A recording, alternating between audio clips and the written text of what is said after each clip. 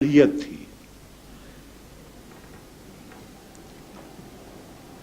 اصل مطلب جاہلیت کا یہ ہے، اور اسلام سے پہلے بھی عرب کے لوگ لکھنا پڑھنا جانتے تھے.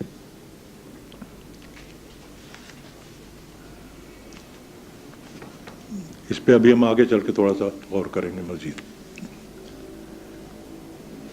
اگلی بات، ہم سے یہ کہا گیا ہے کہ اس زمانے میں لوگ ہڈی، چمڑا، پتے ان پر لکھتے تھے، اور ہم نے سٹ سے گولی نکل لی، ایمان لے آئے کہ لکھتے ہوں گے. ذرا سڑک پہ سے اٹھا کے لائے کوئی درخت کا پتا یا کوئی چمڑا اٹھا کے لائیں، مجھے لکھ کے دکھائیں اس پر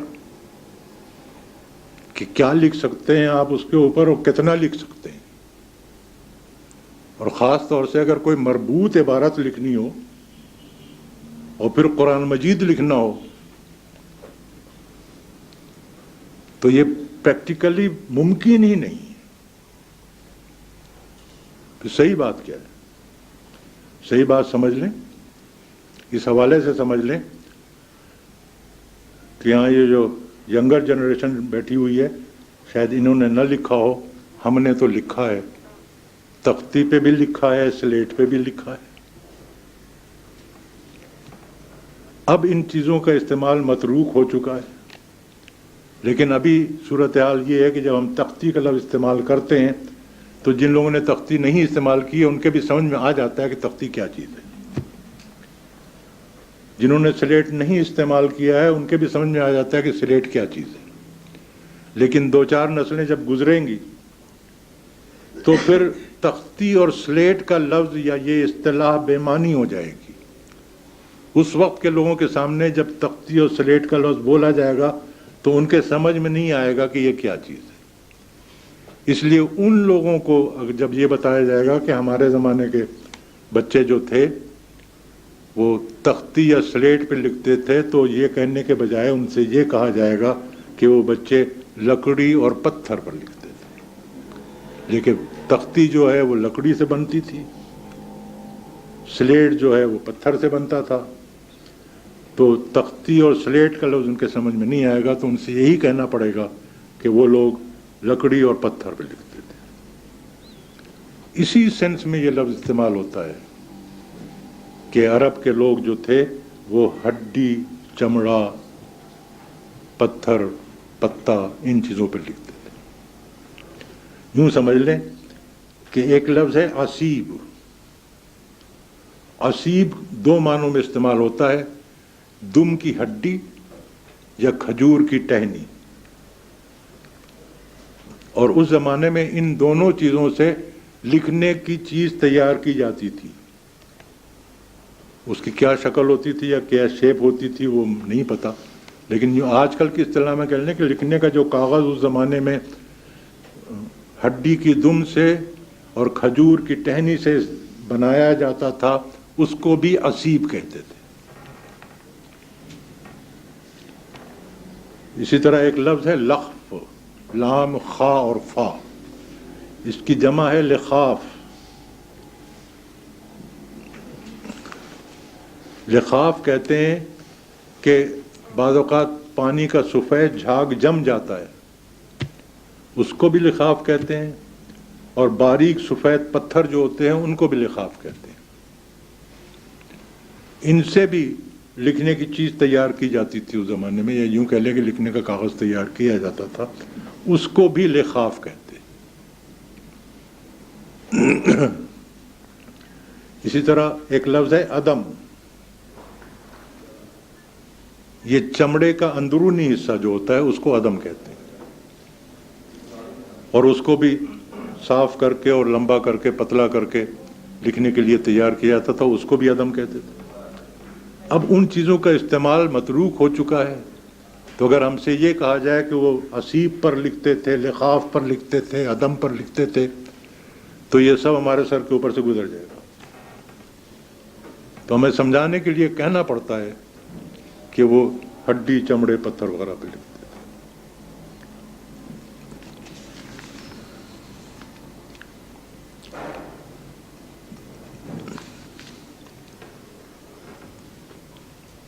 اب یہ چیزیں اگر استعمال ہوتی تھیں تو کیوں ہوتی تھیں؟ ظاہر ہے کہ عرب لوگ لکھنا پڑھنا جانتے تھے، جبھی تو یہ چیزیں استعمال ہوتی تھیں.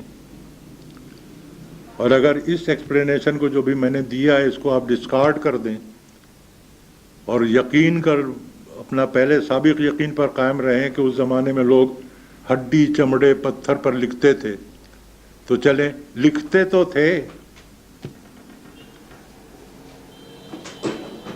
اس سے یہ تو ثابت نہیں ہوتا کہ وہ لکھنا پڑھنا نہیں جانتے تھے، اس سے یہ ثابت ہوتا ہے کہ وہ لکھنا جانتے تھے.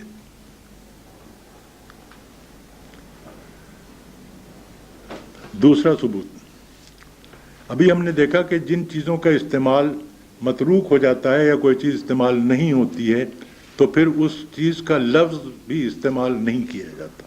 ابھی ہم دیکھ چکے ہیں کہ لخاف اب استعمال نہیں ہوتا تو لخاف کا لفظ بھی نہیں استعمال ہوتا.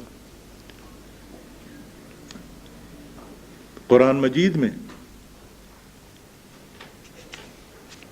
پہلی وحی جو ہے اس میں کیا ہے؟ اقرا بسم ربک الذی خلق الذی علم الانسان بالقلم. قلم کیا چیز ہے؟ اقرا کیا چیز ہے؟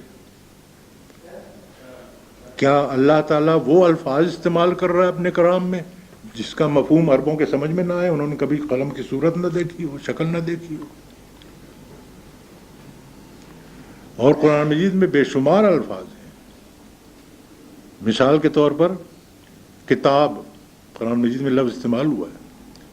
اسفار کتابیں، قراتیس کاغذ، لوح تختی، مداد روشنائی، اور بے شمار الفاظ ہیں جو لکھنے پڑھنے کے سے متعلق ہیں اور قرآن مجید میں یہ الفاظ استعمال ہوئے ہیں. یہ اس بات کا بہت بین ثبوت ہے کہ عرب لوگ جو ہیں وہ لکھنا پڑھنا جانتے تھے. ٹھیک ہے، آج بڑا لکھنے پڑھنے کا رواج ہے. پاکستان میں لٹریسی ریٹ کیا ہے؟ حکومت کہتی ہے 30%، تو 30% میں وہ بھی شامل ہیں جن کو صرف دستخط سکھا دی گئی ہے تاکہ وہ اپنے چیک بک پہ انگوٹھا لگانا کے بجائے دستخط کر دیا کریں. اس سے آگے ان کو کچھ نہیں آتا. ان کو بھی انہوں نے لٹریٹ میں شمار کر کے تب 30% ہے. اور اگر صحیح معنوں میں لکھے پڑھے دیکھے جائیں تو مشکل سے 15-20% نکلیں گے. تو اس زمانے میں بھی، آج سے 1400 سال پہلے بھی، تمام لوگ لکھنا پڑھنا نہیں جانتے تھے، لیکن لوگ لکھنا پڑھنا جانتے تھے. اور جو لوگ لکھنا پڑھنا نہیں جانتے تھے وہ ان الفاظ کو کتاب، قلم، کاغذ، روشنائی، ان کو سمجھتے تھے کہ یہ کیا بلا ہے. تو ہمیں جو تصور دیا گیا ہے عرب کا وہ بالکل غلط ہے.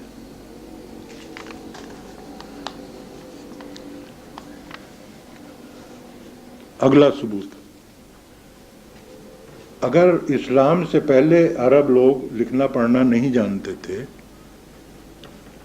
اور اسلام کے بعد انہوں نے لکھنا پڑھنا سیکھا ہے تو عربی رسم الخط کب ایجاد ہوا؟ کس نے ایجاد کیا؟ ایک بات تو ثابت ہے کہ عربی رسم الخط نہ رسول اللہ صلی اللہ علیہ وسلم نے ایجاد کیا، نہ کسی صحابہ کرام نے ایجاد کیا. مختلف روایات ہیں. کسی روایت میں، روایات سے مراد حدیث والی روایت نہیں، مطلب اور کہنا لوگوں کا. اس کے مطابق ایک کہنا یہ ہے کہ حضرت ادریس علیہ السلام نے عربی رسم الخط ایجاد کیا تھا. ایک کہنا یہ ہے کہ حضرت اسماعیل علیہ السلام نے عربی رسم الخط ایجاد کیا تھا. اور مختلف لوگوں کے نام آتے ہیں جن کے لیے کہا جاتا ہے کہ ان لوگوں نے عربی رسم الخط ایجاد کیا ہے. بہرحال یہ روایات ایک طرف، لیکن اس تمام روایات سے ایک بات ثابت ہو جاتی ہے کہ رسول اللہ صلی اللہ علیہ وسلم کی ولادت باوسعت